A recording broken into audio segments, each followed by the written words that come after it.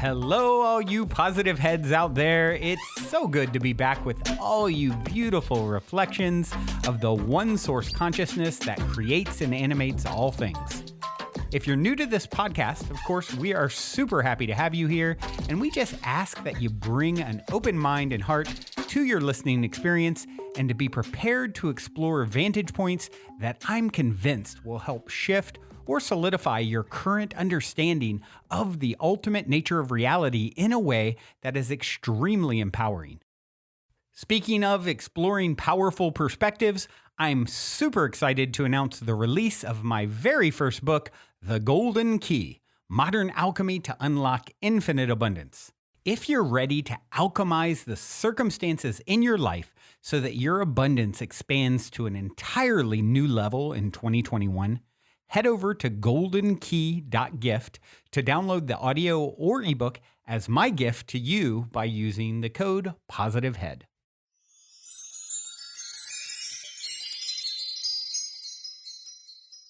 All right, all you positive heads. On this week's Soul Share, I'm very excited to have Paul Selig here with me on the show.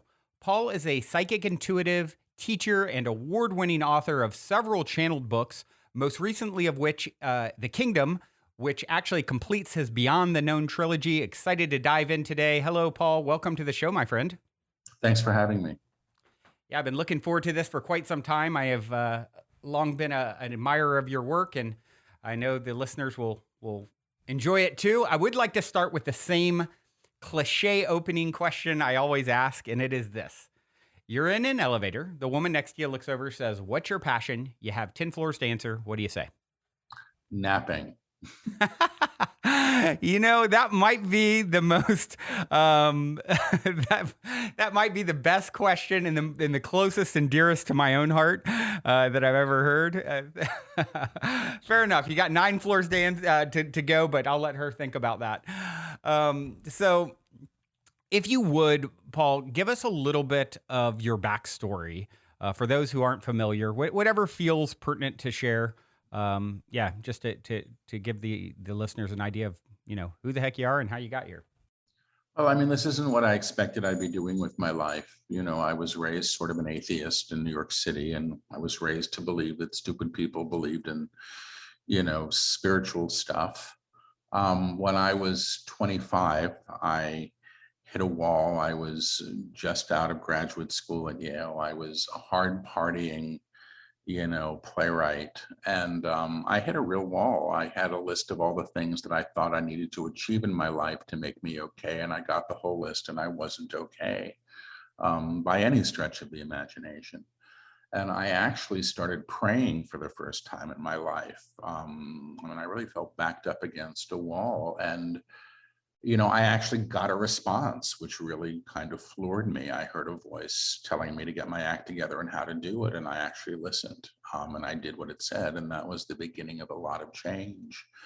And I had an experience a few months later. There was this thing happening that people were calling the harmonic convergence. I heard people were going to be waking up. And I thought, well, if there is a God or something like a God and you ask to be woken up, why would it want to say no? So I just went up to the roof, really with kind of, I suppose, an expectation that something might or would happen. And somebody had given me a crystal and a mantra, and I thought you needed the props to wake up. And I was doing the little mantra, and I had this experience of energy moving through my body and out through the top of my head. And I always have to say, for all I know, I was hyperventilating. I have no idea what really happened, but it was an experience of energy that left me sort of rocking and sort of paralyzed, on this rooftop. And for me, it was something palpable. And I started seeing little lights around people shortly thereafter, like fireflies. And people said, sounds like it might have been a spontaneous Kundalini awakening. I heard soul awakening. I heard, with the little lights around people, I was hearing brain tumor, detached retina. Yeah, I didn't know what to think. But I knew that there was something going on, and I was being given just enough of a push to help me trust that maybe this was the way for me to go. And that really was for me, it was a life changer, but it happened at a time when everything was changing in my life. My idea of who I was supposed to be was being rocked in every direction and sort of falling away. And it was scary, and exciting and new and hard. So that was the beginning. I studied a form of energy healing. Eventually, to get an understanding for what I was starting to experience, I was volunteering at a center for people living with life-challenging illness in New York. By now, I'm like 30, 31. It's the height of the AIDS epidemic. These little pop-ups were showing up to provide services for people who were not being served elsewhere. And I found that if I had my hands on people's bodies, I began to hear things for them. So, my abilities have always been in service to other people. It's not about getting the lucky numbers for myself, but if I have my hand on your chest and I hear the name Arthur, I learn to say, who's Arthur? And you might say, my father, my brother, my lover, my dog, whatever. And as that kept getting sort of proven out, I began to trust this radio station that I was tuning into. And I did a little group that met in my apartment and met for about 18 years, where I would sit in the energy. And I was interested in the energy, not the information, but there was a very potent and palpable energy that would come through when I would do this work that we could all feel. And that was exciting because I could get high in the energy and I wasn't getting high in anything else anymore. So I had that, and that was exciting. And kept me moving forward. But I had another life, through all of this. I was a college teacher. I taught at NYU for 25 years. I ran a master's program at Goddard College for 18 of those years. And I was kind of doing this work pretty quiet. Eventually, I got a website without my name on it or my photograph. I didn't want people to really know. I wanted to keep my position at NYU. I'd had it forever. And then what happened when I was about 48, which is 11 years ago now, the guys I work with told me that I had to quit smoking. They said, we'd like to continue to work with you, but you have to stop smoking. And I was a 4-pack a day guy. So I Oh, mean, I knew wow. I had to stop. Oh yeah, I loved it. I used to channel and smoke out the window in those days. But they Wow. said, yeah, we need to stop. And I did, amazingly so. Like that week, I quit. And suddenly my senses just opened up at a whole other level. I mean, it Wow. was like suddenly there was there'd been a real dim filter on whatever my light was, and suddenly it was off, and I was feeling everything and seeing everything. And that's when they started to lecture through me. And all I really knew at the beginning was they were talking more, and I was never all that interested in the content. The group I was sitting with was interested, but I wasn't recording and I wasn't transcribing. And another medium found out that I wasn't recording or transcribing and was mildly outraged. And so the following week, I recorded them and I sat down and I transcribed, and I saw that what had come out was a perfectly formed lecture. And it's actually, I think it's on my website in the archives. It's like the first lecture that I ever posted. Wow. But I got kind of addicted to doing it. Every week I wanted to know what they said and if it would come out cleanly. Now, I had been a writer with the worst case of writer's block of anybody I've ever met in my life. It was a source of enormous shame because I was Mm. teaching writing. And the idea that something could be spoken through me that didn't require any editing, that was kind of brilliant and perfect, was fascinating to me. Sure. And once I became willing to do that, they started dictating the books. And they've done now 9 books that are in print. The 9th just came out. It's The Kingdom. And they're probably about 2/3 of the way through their 10th. And they started that, I think, 4 weeks ago. So the books take Wow. days, Wow. usually about 30 days of sessions. Now, the first book took 2.5 weeks. They said it'll take 2 weeks, which is why I agreed to do it. It took 2.5 weeks because I took 2 days off to go teach at NYU. But yeah, and there's no editing. So the books come out fully formed and they're sent to, now the recordings are sent to a transcriptionist, and then the transcriptionist is sent to a proofreader, and then I look at it. But the rule is I think in any book, maybe like 3 words get changed because I've Wow. mispronounced them or stumbled over them, or I pluralized something that didn't need to be pluralized. I mean, it's usually that simple. But that's been the rule from the beginning. It's not my book to go back and fix.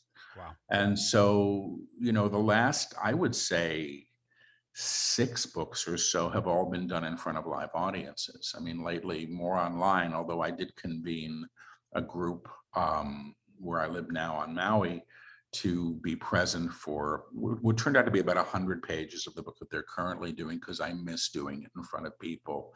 There has to be an active listener. And when I'm with a group of people, the guides will work with the energetic attunements that are the basis of the texts.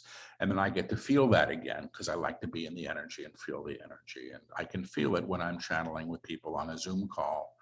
But when you're in a room full of people and the whole room lifts, that's kind of wonderful and exciting. So that's the story. And I left my academic life maybe 5-6 years ago. When that was like pulling teeth, because when you've been in a job for 25 years and you're in your 50s, you don't necessarily want to walk away from your retirement and all that stuff. But I did. And this is what I do now. And I'm still trying to understand it. I'm not an expert in this. I'm the guy, I'm a radio. That's how I look at myself. I have this Wow. odd skill set. Some people can touch their tongue to their nose and I can channel a book. It's a weird set of coordinates, I suspect, that makes this possible, but it's what I Wow. do. Wow. As someone who just wrote and released my first book, 100 pages or so, a little over 3 hours to listen to on audiobook, and the amount of time, energy, editing, it really says something, having read some of your material and how just, precise and intelligent and brilliant it is. I mean, to me, I often talk about, when I talk about channeling in general, I always say, look, whether or not it's channeled or not, I'm less interested in that, in the information that's there. And that sort of speaks for itself. It just so happens some of the most brilliant text I've ever come across, also the author claims to have channeled it, right? So for me, all signs point to yes. And when you relay something like that, like, hey, I literally am just spitting this out and nothing's being edited. As someone who's been through that process, that is really saying something. Now, it'd be different if I picked up your book and it was a bunch of, it was not written well. It's written brilliantly. So it really is quite the testament to the art form, I would say. I think it's an art form. I mean, I think there's a craft involved, like anything else, that there's a reason I think I did this for 18 years before they started dictating books Sure. through me. I was Sure. developed, in a way. But, I was fortunate. The very first publisher that I had, the first editor I had, agreed with me that nothing would be changed. And we wanted this to be the authentic article, even if there were sentences where, the pronouns didn't align, or, that were clunky. The clunky sentences are in there, and the clunkiness is mostly me scrambling to hear the next word. I hear in phrases. Mm-hmm. So a book for me, it's kind of like reading a million fortune cookies, one after the other, the phrase, and you don't know. I don't know what the title's going to be. Once I was told the title in advance of the book, because the publisher said, "What's the title going to be?" And I asked, and I got it. But for the most part, chapter headings, content, I don't know any of this stuff until it's coming out of my mouth. Wow. And it's always like jumping off of a diving board into a pool and hoping that there's water there. And at this point, I mostly trust that there's water. They haven't not shown up, which used to be my fear. Like, what happens if I show up and they don't show up and there's 100 people waiting, but sure. Yeah, it's what it is. I have a friend that says, "Paul, I know that you didn't write these books because they're smarter than you are." And I Right. appreciate that. I mean, and I've said, no matter how, I don't know, adept I may be with language, I don't think I'm capable of closing my eyes and dictating all these books that don't require editing. And I can leave it at that I can rest in enough. Yeah, right. Is the process for you, I mean, is it like, well, you just said, I guess, that most all of it is coming out in front of a live audience. So it's audio recording. You're really never even sitting down and taking pen to paper or, pulling. Not at all. I've written introductions to 2 of the books, and those I actually wrote, and then my name is on that, but no, it's all spoken, it's just spoken.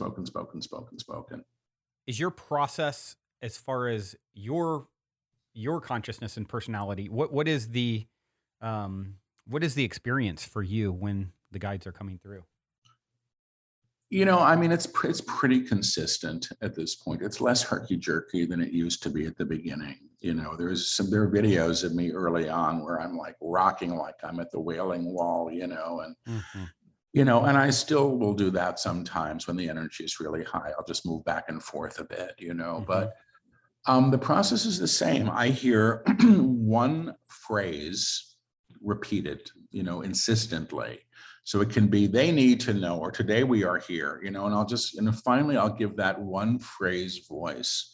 And the moment I give that one phrase voice, everything pours out right on top of it. Wow. And it doesn't stop until the section is done. And then it'll say, stop now, please, which readers tend to think they're being asked to stop, but that's really the instruction to me that the transmission is ending.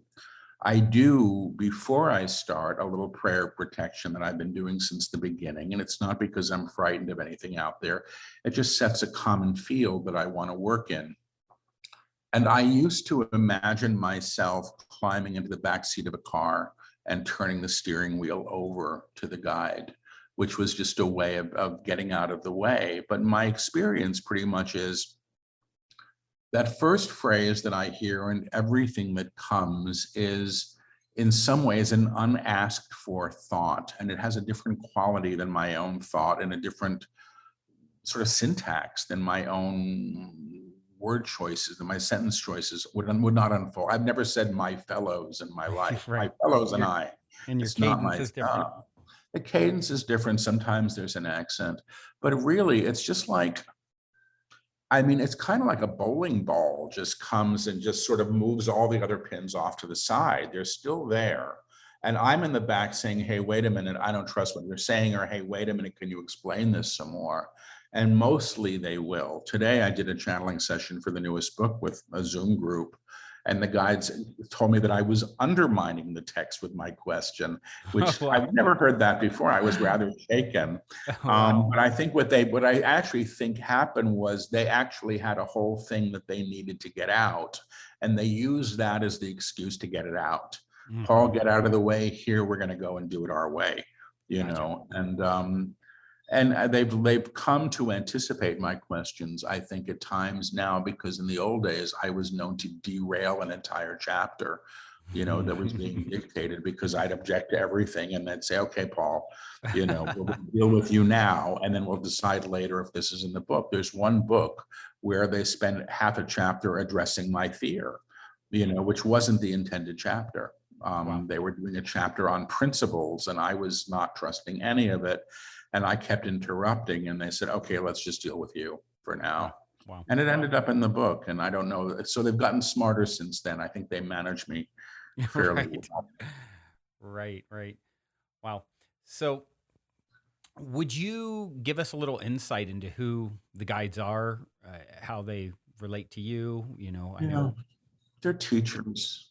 They call themselves teachers. They've used a name. When they said, if you wish to call us something, you may call us Melchizedek, which is an old name. Hmm. I actually have to say that I'm cautious around names and the desire that everybody has with the names, because Sure. I think it gets very egocentric at a certain Yeah. point. And I go on the quality of the information, and the tone of the information. There are people that say, I suspect at least, that they're channeling a high being that's espousing fear and separation. And a high being wouldn't espouse fear and separation. There's no reason for it. That's low level astral stuff. You can tune in at that level if you want to, but the guides that I work with, I trust. They don't tell people what to do. They Hmm. don't tell them how they should think or what side they should fall on. They give us real accountability for our choices, and they do it without fear. So the first voice that I heard when I asked, somebody told me that that's who I was working with, and I didn't buy it. And I wish they'd never said the name. But when I was meditating early on, I said, who are you? And the guide called himself the priest.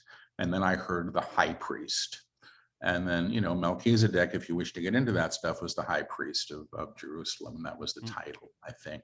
Mm-hmm. But, it's a collective. I had a new guide show up. I think it was a new guide recently in a dictation who announced, and it was very female in her way of speaking. And the references were really interesting and very unlike what I'm used to getting. It was about she talked about embroidery and, all of the metaphor was based sort of in home Hmm. study stuff, whereas Domestic stuff. yeah, it was much more domestic, and it was kind of brilliant, and she was extremely brilliant and funny.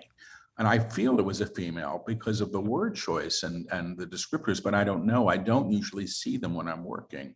Hmm. I've seen one guy consistently, Hmm. well, not consistently, 3 times in years. Once when I was under hypnosis and twice in meditations. And he always shows up the same way, and he's pretty amazing. He wears a great big hat, tall hat with like a pancake on top of it, and got a long beard and beautiful pale blue eyes. Hmm. And I've been told when I'm channeling, and it's been, I mean, I don't know if it's on film at this point, but it's been happening consistently over the last number of years that my eyes turn bright blue Oh, when wow. I work. And I have, I've got dark eyes, and it's not that I'm wearing a blue shirt. People say, I must be wearing a blue shirt. I wear Yeah. black all the time because I'm overweight and I think it makes me skinny. It doesn't. That's my vanity kicking in. So, that's that story. So they're teachers and they're here to help. And they say they've been here a long time, longer than us, and that this is not a new teaching. It's just coming in a way that we can hear it. And I suspect what may be different about some of the teachings that they do is that it comes with an energy that's palpable for most people, even in the reading of the books. Yeah. They say the books are energetic transmissions that work directly with the reader. And Yeah. that's what people have reported. Yeah. Wow. Do you receive guidance for individuals like, hey, I'm at Starbucks and all of a sudden they're coming through and I need to speak to this person? Is that kind of thing part of No, your I don't. experience? I know people that work that way. And I think on TV shows with mediums, they put somebody in the store and say, oh, go to that Yeah. person in front of me on the line has their mother there in spirit. I'm Yeah. not a spiritual medium. I'm not talking to dead people, but I'm a really good medium for the living, which is a Mm. sort of odd ability. When I first started opening up as a clairsentient, I was taking on people's physical stuff. So I'd be on the subway in New York and my left shoulder would hurt. And I'd look over to the left and some guy had just gotten on and sat next to me with his shoulder in a cast. So I was picking up a lot of stuff. And that was alarming at the beginning. But once I understood that I could do it, it sort of stopped happening. Then it was a skill that was available to me. Hmm. But I have a practice as a psychic. I don't like the word psychic, but I have a practice, and what I have this, I'm a radio. If you think of me, my skill set that way. So when I work with people, if you were to come to me and say, I'm having problems in my relationship, and you give me your partner's name, I can tune into your partner and see where they're coming from. And often I'll begin to resemble them as I do so, or quote them. So, and I can help people move that kind of energy, in a session. And the guides will often come through with the lessons of a time. But I don't like doing, precognitive stuff. I'm not a fortune teller. People say, where should I move to? I go, where do you want to go? Yeah. Right. If you give me 3 different locations you're considering, I can tune into you at all 3 locations Mm. and feel how you show up there and how you're supported there or not supported there. And I can do the predictive stuff, but it's just not, it's not what I'm here for. Yeah. I don't, Right. I don't tell people what to do. It's Yeah. not my job. Yeah. Yeah. I think that is wise in a lot of ways because, I always say if someone tells you this is, gives you any sort of intuitive guidance that, oh, this is definitely coming your way, that doesn't resonate as the way things work for me. And I'd be curious your thoughts on this idea of, free will and destiny, how they intermingle. The way I kind of view it, I put it that free will is, or it's destined because it's all already happened. Time is an illusion. Every possibility source plays out. Free will is we get to choose which version, and there's many, timelines and potentials from this moment forward. And so I always say in that way, our life plays out at the corner of free will and destiny. So I'm curious what you think about that perspective. I don't know what I think about it. I was once speaking at a conference. I was channeling at a conference, And the speaker before me did this whole thing about how there's no such thing as free will. And I was up right after that going, oh my God, what am I going to do? And the Yeah. guides got up and refuted the last speaker point by point Yeah. on Right. free will. And I was like, terrific. But they speak about the will of what they call it the small self, which is really just the personality structure, Mm-hmm. which is told what to want through the edicts of culture. I should have a great body, have a lot of money. I should have the perfect partner and live in a great place and, work 3 hours, whatever it is, that I think my life should be based on some template of Yep. things that, we would aspire to. And then they say there's the divine will or the will of the true self, divine self that knows. They say the small self thinks, the true self knows. And they speak about the alignment of the wills, the two wills, the will of the small self and the higher. And they say when you offer the will at this level, it is actually sort of reclaimed by the higher. They talk about it as braiding, a braiding of the will. So I think that we come here with certain things that we've agreed to learn. And I think that Mm-hmm. this is school. How we learn these things is somewhat up to us, but there may be certain events that we're going to encounter in a life because these are our teachers. Mm-hmm. And I think this is true individually and collectively. I think the problem with the New Agers can be that everything gets very self-centered. Mm-hmm. And I don't think that that's the case. There's collective will operating as well. And there's a collective reality that we're operating through that informs our choices and what we Mm-hmm. think we're allowed. So the guides that I work with are working to sort of lift us beyond that collective frame to a level of re-identification with what they call the divine self or the manifestation of the monad, is what they call it some days, in a re-articulated state where we're not sort of tethered to the collective agreements that we were born into. I mean, they say it's pretty much like we're born into a pool where somebody already peed in. It's like it's all just fraught with fear. And this is what we grow up in and what we expect to be there. And we don't know what it's like beyond that because we don't have a frame of reference. And they're giving us a frame of reference. And then they say, which is interesting to me, that your choices are made in agreement to the higher will because that's who you've become. You're not trying to do the right thing. You're knowing the next right thing to do. You're operating from a level of clear cognizance or true knowing, Mm-hmm. which they say is the divine self operating through you. It's best I get it today. Mm. Yeah, makes sense. You speak a lot in, I want to say it's Alchemy, the book Alchemy, about the upper room and the lower room. And I'd love to, if you would just elaborate a little bit on what you mean by that. Well, I mean, it's their terminology. I didn't know the upper room was like a biblical thing until after it was, they started using it. And then somebody sent me a recording of the great gospel singer Mahalia Jackson singing in the upper room. And I went, whoa, I didn't know about this. Oh, wow. But they say, supposedly the upper room is where Jesus brought the disciples to bestow the gifts of the Holy Spirit. I mean, I didn't know this. At the end of the book that preceded the second trilogy, they had all their students cross a doorway. They said, the door is open, come, come, come, come, come. And they started the next book with this idea of the upper room, which turns out where we were being taken, which I didn't realize. So the guides say that we're operating in an octave of vibration, and that everything operates in an octave's tone, vibrational tone and sound. And they say, like any octave, it's comprised of low notes and high notes, but they say any song can be sung in any octave. And what they're doing is they're transposing frequency to play things in what they call the upper room, which they just say is the next octave up from us. It's already there. We're just not tuned into it. So I understand, through my experiences and through the experiences that I've had when they attune people, because they attune their students in the books to work with the energy that they come with.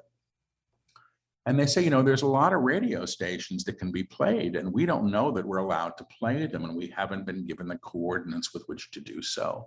So what they're doing is they're tuning the radios that we are to broadcast and operate in the upper room, which is the higher octave, and that the radiance of our expression, the vibrational field at that level of tone, calls other things to it through like a chord, which they say is how the world has changed. We stop creating through fear. We stop choosing in fear.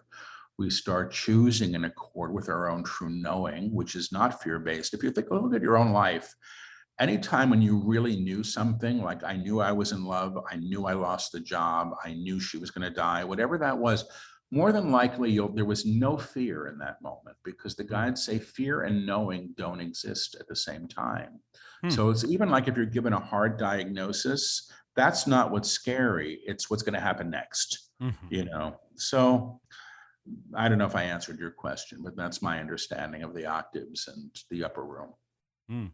Yeah, no, that definitely shed some light on it. So how often do you tap in? I mean, is it something where you'll be at home alone and it will happen as well? Or is it? They don't interrupt. I mean, if I ask a question, would this be a good day to do such and such? And I'm speaking to myself, I might get an answer, but I don't like to read for myself. What they're helpful with me personally in doing is not making choices based in fear. And often when I should keep my mouth shut, I'll get counsel on that. Right. I'll hear, and then I hear not wise. Like I've said, if I want to cross the street in the middle of traffic, I can. But if I say, is this a good time to cross the street? They may say not wise, which means if you want to go kill yourself, you can, but it's not the wisest, highest choice you can make. Yeah. So I channel a lot, and I do, public things a lot. So I do every month, I'm doing a 5-day intensive. I've done this, for the last year. And I do Wednesday nights pretty regularly, an ongoing class. And I'm going to start touring again, I assume, in October, November. And then I'm doing books. So I channeled for half an hour this morning, before a group of people on the next book. And then I've got clients this afternoon, and some of that's psychic, some of that's channeling, and that's how my life looks on a daily basis. But, this is my work and it's what I show up for. My job is to show up, and I often show up even when I don't want to. The psychic stuff, the readings, I can reschedule those. But if there's a book dictation, I'm there, for, and that's the agreement that I've made. Yeah. Do you ever, I'm sure you're on quite a few shows like this. Do you ever channel on podcast? Are you open to that? It's not, well, I'll tell you, I did a book signing once in Asheville years ago. And I was talking and somebody raised their hand and said, are the guides going to come through? And they did. And they said, we are not the entertainment. And that was it. That was all I heard. So they don't really come through on demand. If they come through, if somebody asks me a question that I can't answer, I'll often refer to them, or they'll just override me and they'll say, we would like to answer this. And so, okay, that's fine, because it's their stuff. But it's, so yes, I do it, but it happens sort of organically in the moment. I see.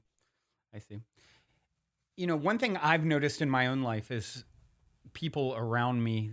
For example, I have someone very close to me who has just started having her own experiences opening and channeling, and was just not much like yourself. She was not seeking that path for herself, Yeah. And so, and it's been a pretty intense experience.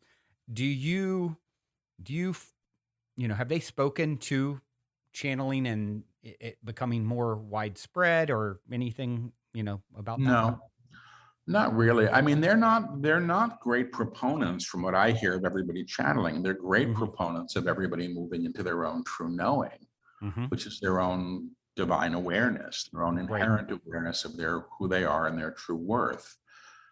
Channeling in its truest sense, in my opinion, and this is my opinion, I'm sure that people would be happy to disagree. True channeling is taking dictation.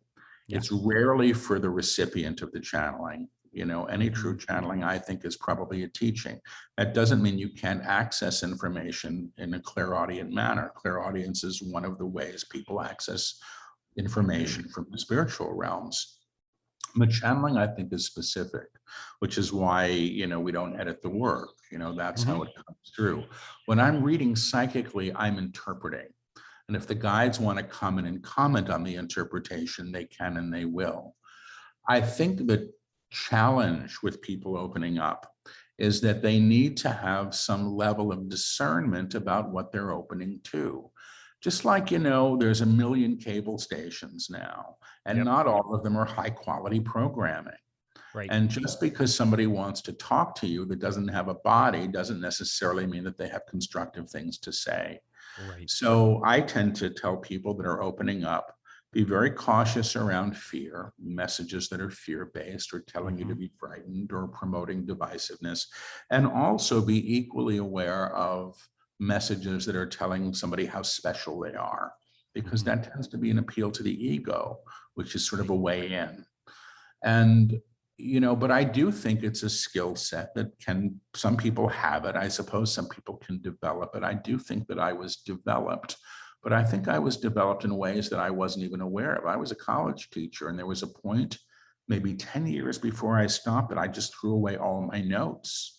I just didn't want to lecture from notes anymore. And all of a sudden, everything started to flow, and I was learning what it meant to get out of my way, Hmm. which has allowed me to open up to the guides at a level that I probably could not have either, because it's about letting go of control. So I think if people have the desire for this, I think that's something to explore. But truthfully, there's nothing glamorous about channeling. If you think of the court stenographer, she's the least Right. interesting person in the room. And Right. that's really my job, is to take dictation. Yeah. Yeah. I think that that is a really great point and says a lot about the, you know, obviously that ego piece is always can be such a slippery slope and something that we always have to be aware of, especially if there's anything extraordinary that's happening through us in any way, shape, or form. So I really appreciate that perspective. It makes a lot of sense. I think that's a stage that everybody goes through. When I first started opening up, I was very excited. I wanted to share it with everybody. And now I rarely offer Yeah. unless somebody asks, because honestly, I was once, I was on tour once, and I was in a hotel room. I think I was in the bathroom, and I got a text from a psychic that I respected. And the psychic said out of the blue, "Who's that blonde guy with a beard? Stay away. It's a sociopath." And I went, "Oh my God." For the next 2 years, I didn't talk to any blonde guys with beards, and it was unnecessary. I probably missed a couple of good friends, along the Right, way. right. But, it was like it was unasked for at that Yeah. moment. And, I do have friends that I know have their eyes out on me on the inner planes and do let me know when there's Mhm. something up that I might not need to be aware of, that I might miss. But for the most part, you know, you you get to the point, I think, with this stuff where it becomes a little bit ordinary, and in the best way. And it's part of how I operate now. I don't think of it as extraordinary. I don't think of myself as special. I think that I have a skill set that might be unique, but that doesn't make me more evolved than the person next to me. Yeah. I said this in an interview recently, but when I was first starting to teach, I was sent to set up a writing program in high schools in the South Bronx in New York City. And this was back when the South Bronx was a war zone. And the teachers that I met working in those schools were some of the most evolved people I've ever met in my life. And they didn't know what a chakra was. They didn't know what a crystal was. I could have cared less. They Yeah. were just in service, and they were doing their job, and they loved those students like I've never seen anybody love. It was Wow. humbling, really Wow. humbling to be around. And so I think that, it's how we live our lives as much as anything else. It's not what we wear or what our spiritual practice might be that makes the real difference in the world. Right. Right. Yeah. Well said. Have have the guides spoken to you at all about, of course, there's some well-known guides. I think of you may or channels.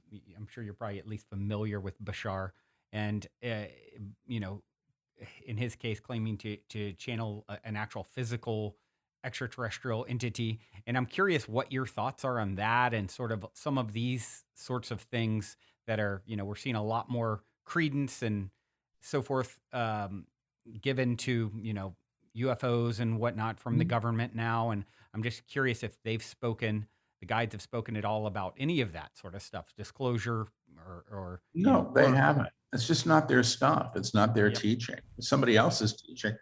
You Yep. know, the guys that I work with don't speak to science in a vocabulary that has to do with science. I don't know Bashar's work. I've seen about 5 minutes of him on YouTube. I thought it was great, but I Hmm. don't. I actually make it a point not to look at other channels' work. It just keeps it clean for me, and I don't have Makes sense. opinions.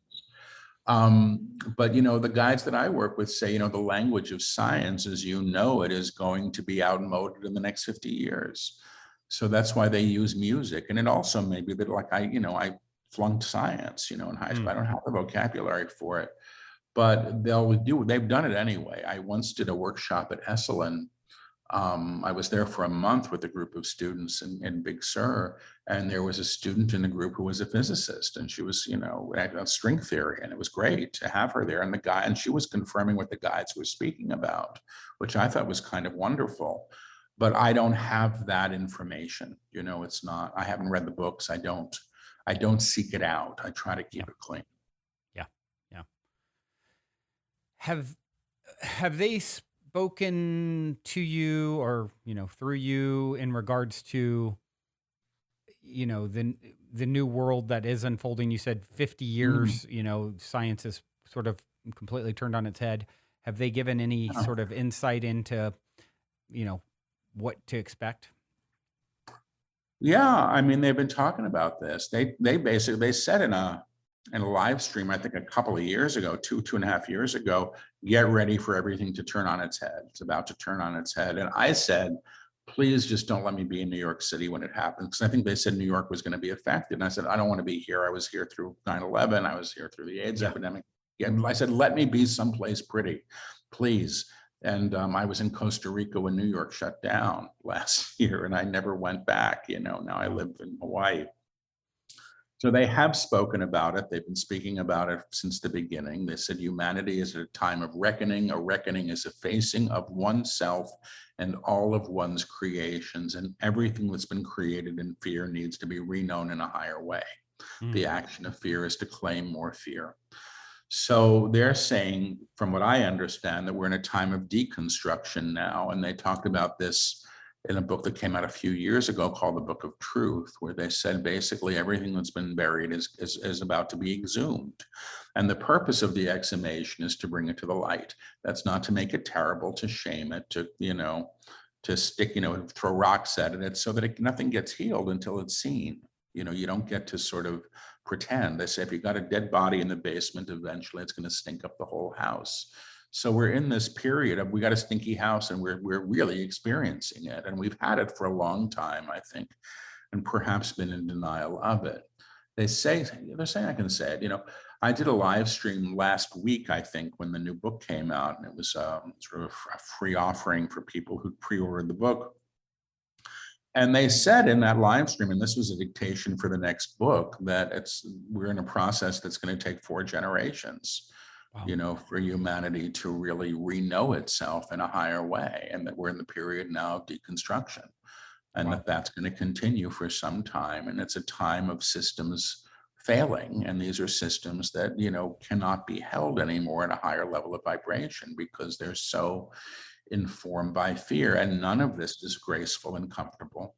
And they do say that we have a choice in how we handle this, and you can ride the wave of change, or you can be pummeled by it.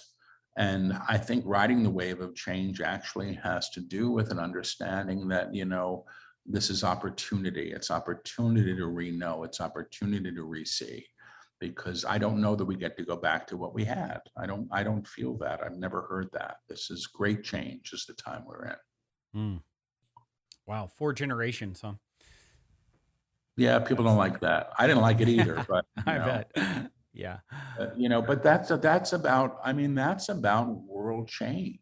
Yeah. That's about no war. That's about moving beyond an agreement to fear and separation at a level that we've been mandating. We're the problem on this planet. Nobody else is. It's us. Yeah. We're the ones, threatening to blow everybody up. Yeah. And the guides have said, if you think about the fact that you use the idea of a bomb to keep you safe and you understand how ridiculous that Yeah, is, right. eventually they're going to go off. That's the purpose of the bomb. Yeah. And until you move to a level of consciousness where war isn't present, you're going to claim it. You've had it. We continue to war because we expect it. We've always known ourselves at war. Yeah. And it's the level of consciousness that creates war that has to be transformed. And that's what they're working with. Then there's no need. Then it doesn't exist. And all of this stuff they say the only real problem humanity faces is what they call the denial of the divine, which is, they say, the inherent divine that's present in all manifestation. We're so busy refuting that we claim separation, and that's the antidote, is to re-know things as of source.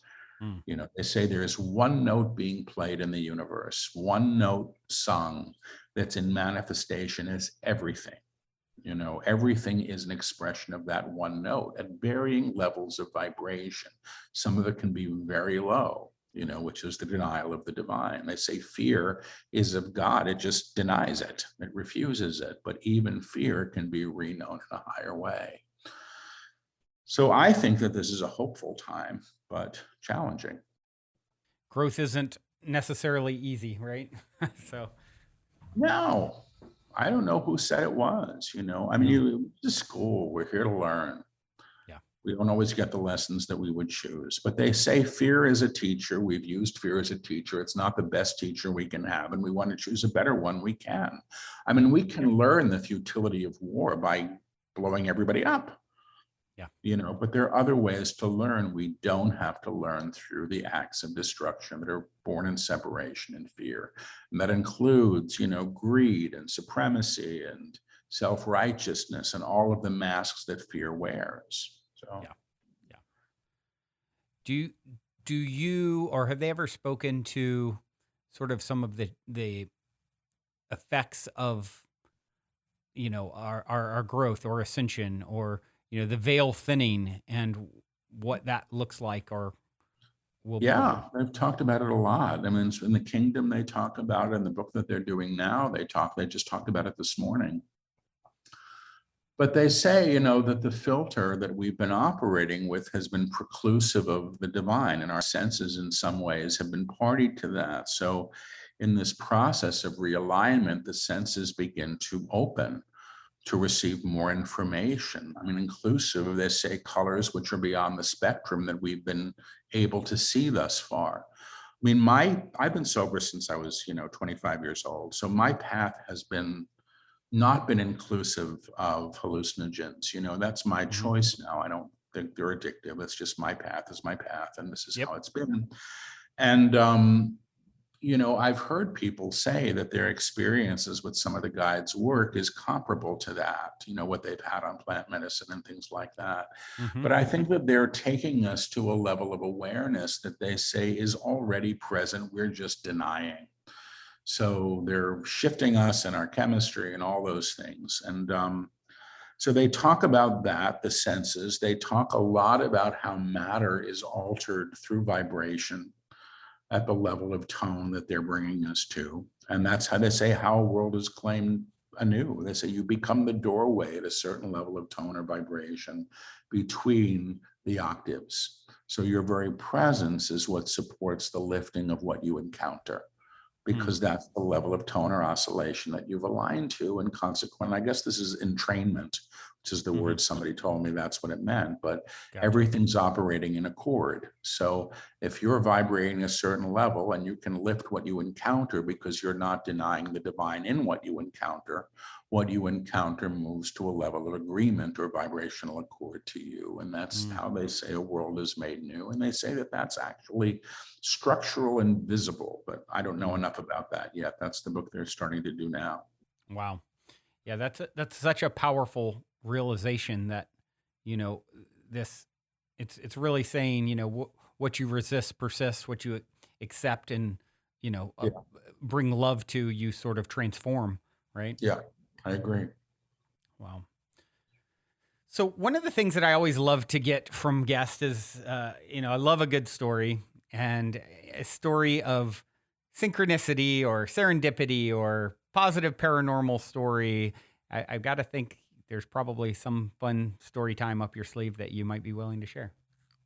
There's a lot of it, but I'm living one now. Yeah, I'm right. having an experience of one right now that I'm kind of surprised by still. As I Sure. said, I was in New York. Living in New York, and I was in Costa Rica when New York shut down. And I didn't know where to go. I knew I couldn't go home. And I had a new apartment that I was supposed to move into. And I mean, everything was crazy. And a friend of mine happened to be on Maui and found me a tiny house to stay in and sent me an itinerary for a flight that I could get. And I ended up on Maui. In spite of myself, I'd been to Hawaii once on a bad blind date and said I would never come back to this state again as long as I could. And but here I was on Maui, and everything, I've never had an experience of feeling as welcomed by a place in my life. And it was, I was living out of a suitcase for 10 months, really. I mean, nothing that I owned. Took 10 months, it took almost 10 months for my dog to get sent to me here. But it was funny. I remember I was doing readings online, and I was reading for this guy. I said, I'm really sorry for the bad reception, but I'm on Maui. He said, well, I'm on Maui. And it turned out he had been one of Ram Dass's caregivers. Mm, And I found myself, through a series of strange coincidences as sort of being welcomed into this community of the satsang of people who I think are quite remarkable, who were there, in support of that teacher who I never knew.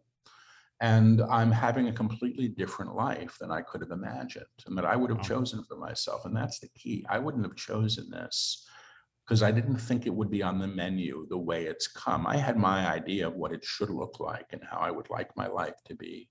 Mm, And there are pieces of that that are present here, but I have a new home. I have new community. I'm living a very different life, and I'm actually happier than I've ever been. But what I've stopped doing, I mean, I still wouldn't mind a partner, and I complain about that. But, for the most part, I'm experiencing what happens when you start to get out of the way and you start to allow and mhm. stop telling source what it's supposed to give you and when and how it's supposed to look. And that's new still, and I don't know if it lasts, but I've had a remarkable, remarkable year. And I feel like I'm starting to live these teachings now in a Mm, different way as a beautiful. result of it. And maybe it's because I'm not, traveling every month to 3 different cities to do these workshops, which was grueling. Yeah. And I'm grateful for the work that I did. I put my time in, the books got dictated, but it's a different world and I'm having a different experience of myself in it. And for that, I'm mostly grateful all the time. And if anybody knows me or knew me, I'm a cranky curmudgeon, likes to complain. And I do much, much, much less of it than I used to. It's Mm, remarkable to me. incredible. Yeah, that's inspiring. Well, as we wind down here, Paul, is there anything that comes up for you that if you could sort of leave anything with the audience today that would be of the most benefit to them as Sure. you know Well, I mean, it's one of the most simple teachings of the guides, but I like it because I can do it. And they say, what you damn, who you damn, damns you back.